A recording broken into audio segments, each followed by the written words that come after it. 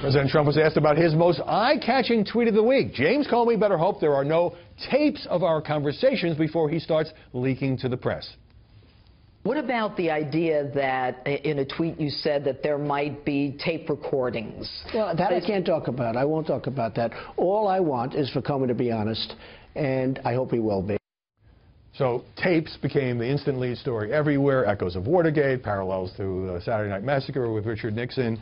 Overreacting to a single tweet, or is that so explosive that we all have to go crazy? I think it's totally legitimate to cover this, and we actually got some good media coverage out of it, meaning good stories about it, like learning that, in fact, presidents do tape conversations in the White House. That's not just that's not unique to Donald Trump. Usually foreign leaders now, yeah. They usually don't threaten, which is what that was. It was a threat to James Comey, and that is what is interesting. James Comey the media didn't do a great job of masking James Comey's identity as he was leaking stories after his firing, and I think Trump is frustrated with leaks, in large part because so many of them are untrue. I mean, we had stories on front pages of newspapers claiming that the deputy AG had threatened to resign. He denied that on the record. We were told that James Comey was fired after asking for more resources in the Russia probe. That turned out to be untrue.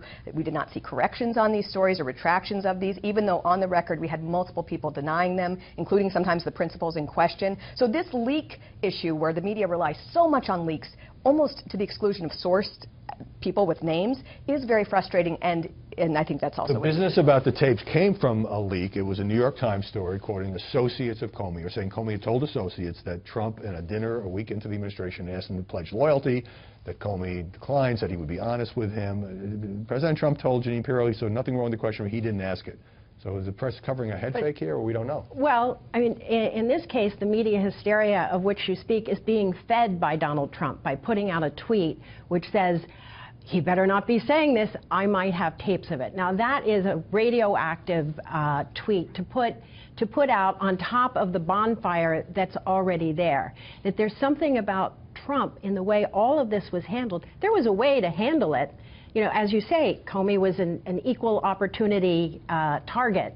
Nobody, maybe he was doing his job, but nobody liked him. He could have handled this differently than having one story and another story, and then topping it off, the cherry on the sundae is this revelation he's not going to talk about, that he could be taping. Right. When I saw Sean Spicer sort of deflect the question and say the president said all he was going to say about that, I knew that they were going to leave it out there for the press to continue to talk about as another distraction, possibly.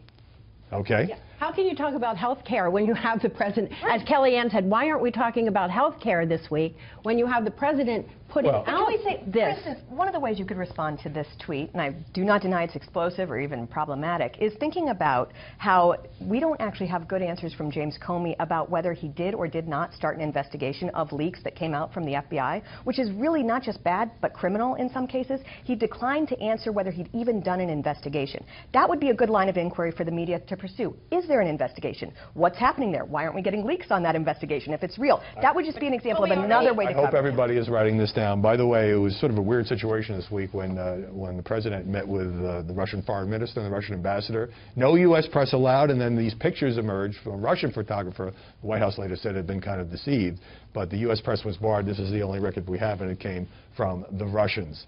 Molly Hemingway, Margaret Carlson, Aaron McPike, great to see you this Sunday.